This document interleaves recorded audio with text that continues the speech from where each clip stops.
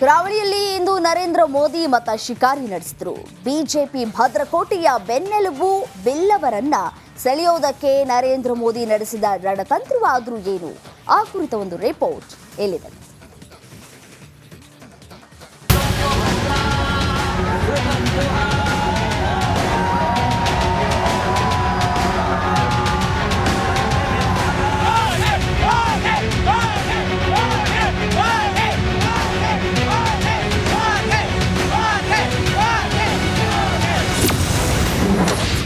ಮಂಗಳೂರು ಮಣ್ಣಲ್ಲಿ ನಮೋ ಮೋಡಿ mega road show ಮೂಲಕ ಮತ ಶಿಕಾರಿ. ಜಗಮೆಚ್ಚಿದ ನಾಯಕನನ್ನ ಕಣ್ತುಂಬಿಕೊಳ್ಳೋದಕ್ಕೆ ಕಿಕ್ಕಿರಿದು ಸೇರಿದ ಜನಸಾಗರ. ರಸ್ತೆಯ ಈ ಕೆಳಗಳಲ್ಲಿ ಕಾಲಿಡಲು ಸಾಧ್ಯವಿಲ್ಲದಷ್ಟು ನೂಕುನುಗ್ಗಲು. ಎಲ್ಲೆಲ್ಲೂ ಮೋದಿ ಮೋದಿ ಹರ್ಷೋದ್ಗಾರ. ಪ್ರಧಾನಿಯನ್ನ ಕಂಡೊಡನೆ ಪುಷ್ಪವೃಷ್ಟಿ ಸುರಿಸಿದ ಕಾರ್ಯಕರ್ತರು.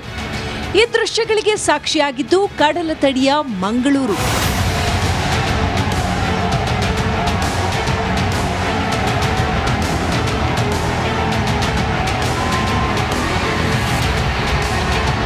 ಸಾಂಸ್ಕೃತಿಕ ನಗರಿ ಮೈಸೂರಲ್ಲಿ ದೋಸ್ತಿ ಶಕ್ತಿ ಪ್ರದರ್ಶನದ ಬಳಿಕ ಕೇಸರಿ ಭದ್ರಕೋಟೆಯಲ್ಲಿ ನಡೆದಿದ್ದೇ ಮೋದಿ ಮೇನಿಯಾ.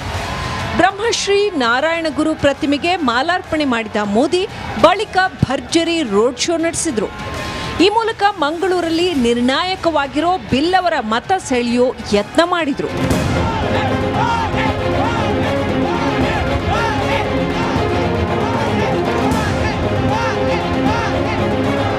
ನಾರಾಯಣಗುರು ವೃತ್ತದಿಂದ ಪ್ರಾರಂಭವಾದ ರೋಡ್ ಶೋ ನವಭಾರತ್ ವೃತ್ತದವರೆಗೆ ಅಂದರೆ 2 ಕಿಲೋಮೀಟರ್ ವರೆಗೆ ನಡೆಯಿತು. ತುಳುವರ ಪುಣ್ಯ ದಿನ ಬಿಸು ಪರ್ಬದಂದೇ ಮೋದಿ ಮತ ಶಿಕಾರಿ ನಡೆಸಿದ್ದು ವಿಶೇಷ.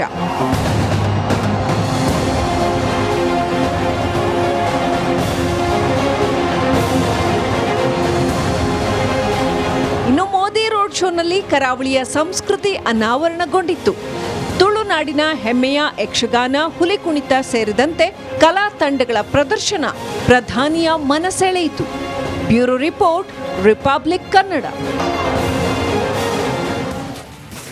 ರಾಜ್ಯದಲ್ಲಿ ಬಿರು ಬೇಸಿಗೆಯ ರಣ ಬಿಸಿಲ ಆರ್ಭಟ ಜೋರಾಗಿದೆ.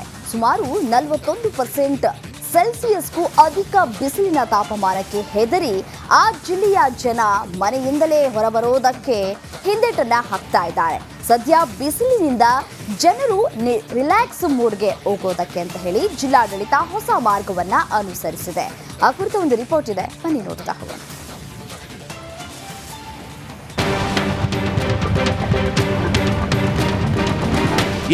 ರಾಜ್ಯದ ಕಲ್ಯಾಣ ಕರ್ನಾಟಕದಲ್ಲಿ ರಣ ಬಿಸಿಲಿನ ಆರ್ಭಟ ಜೋರಾಗಿದೆ. ಕಲಬುರಗಿ ಹಾಗೂ ಯಾದಗಿರಿಯ ಹಲವು ಕಡೆಗಳಲ್ಲಿ ದಾಖಲೆ ಬಿಸಿಲು ದಾಖಲಾಗಿದೆ. ಹೀಗಾಗಿ ಯಾದಗಿರಿ ಜಿಲ್ಲಾಡಳಿತ ಅಧಿಕ ತಾಪಮಾನದಿಂದ ಜನರ ದೇಹವನ್ನ ತಂಪಾಗಿಸಲು ಸ್ವಿಮ್ಮಿಂಗ್ ಪೂಲ್ ಒಂದನ್ನ ಓಪನ್ ಮಾಡಿದೆ.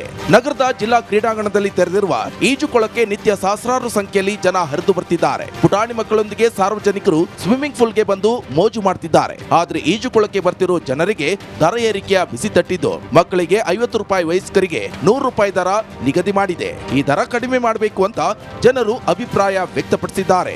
ತುಂಬಾ ಬೇಸಿಗೆ ಜಾಸ್ತಿ, ಬಿಸಿಲು ಜಾಸ್ತಿ ಇರೋದ್ರಿಂದ ಇದೊಂಥರ ಅನುಕೂಲ ಇದೆ ಸಾರ್ವಜನಿಕ ಎಲ್ಲರಿಗೆ.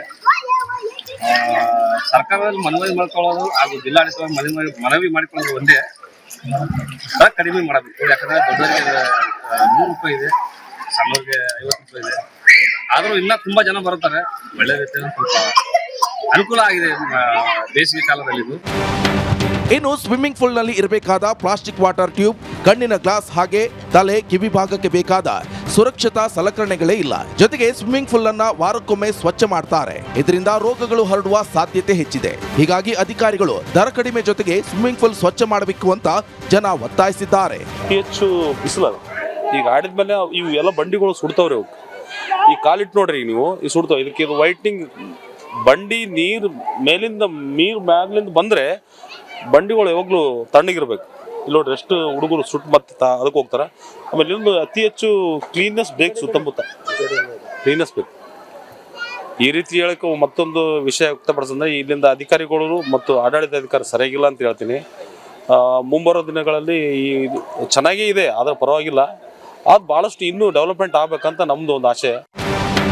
ಒಟ್ಟಾರೆ ಬೇಸಿಗೆಯಲ್ಲಿ ಜಿಲ್ಲಾಡಳಿತ ಸ್ವಿಮ್ಮಿಂಗ್ ಪೂಲ್ ದರ ಏರಿಕೆ ಮಾಡಿದ್ದು ಕೂಡಲೇ ಅಧಿಕಾರಿಗಳು ಎಚ್ಚೆತ್ತು ದರದ ಜೊತೆಗೆ ದಿನೇ ದಿನೇ ನೀರು ಬದಲಾಯಿಸಬೇಕು ಅನ್ನೋದೇ ಸಾರ್ವಜನಿಕರ ಒತ್ತಾಯ. ನಾಗರಾಜ ಮಗದುಮ್ಮ, ರಿಪಬ್ಲಿಕ್ ಕನ್ನಡ, ಯಾದಗಿರಿ.